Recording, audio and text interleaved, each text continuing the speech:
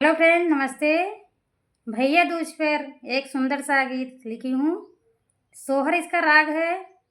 बहन अपने भाई का इंतज़ार करती है, किसी कारणवश भाई नहीं आ पाता है, तो बहन क्या कह रही है इस गाने में दर्शाया जा रहा है।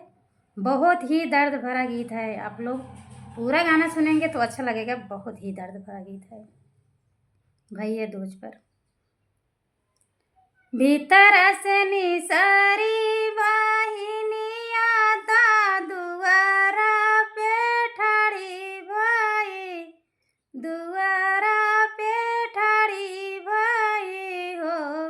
आबा निरखी निरख रहिया देखाई, बीरना मोरे आई आई, बीरना मोरे खेती दूर आई, पियवाया जूताया है भैया दूजा, बीरना मोरे आई है, बीरना मोरे आई है, पियवाया जूताया है भैया दूजा, बीरना मोरे आई है, बीरना मोरे आई आई हो।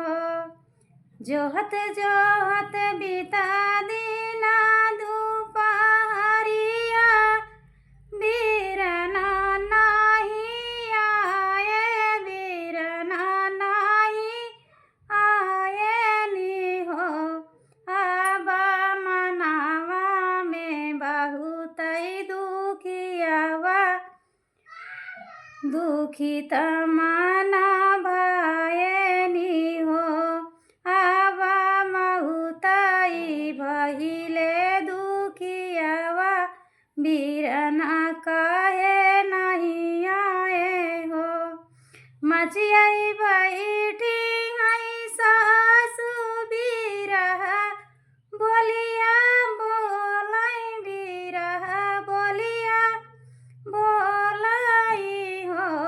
बाहू जना मई के बाटू नीरा बसिया, बीरना कैसे आई आई, बीरना कैसे आई आई हो। बाहू बीरना ता बाटे गारी बाबा, ता बीरन कैसे आई आई, बीरना कैसे आई आई हो। एतनी बचनिया जा सुनैता, जियरा बहुत दुख, जियरा बहुत दुख बा। आबा गिया तला गई करे जवा, नयन ढूरई आंसू, नयन ढूरई आंसू न हो। पियवा भैया त नहीं मोरे आए, नयन ढूरई आंसू हो न।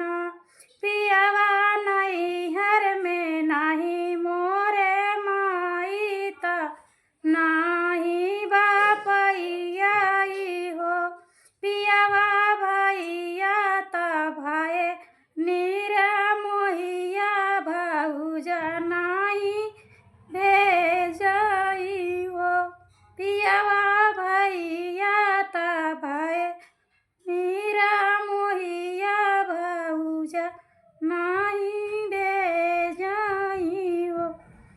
गाना इतना दर्द था। आप लोग गाना अगर पुनः सुनेंगे तो आप लोग को पता चलेगा गाना कैसा था। आप लोग कमेंट करेंगे तो अच्छा लगेगा।